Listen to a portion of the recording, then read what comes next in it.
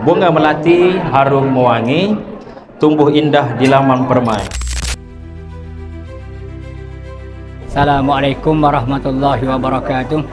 Saya bagi pihak Perkim Besuk mengucapkan ribuan terima kasih kepada pengurusan Muslim kerana sudi memberi sumbangan kepada warga Saudara Baru sempena sambutan majlis Hari Raya pada hari ini.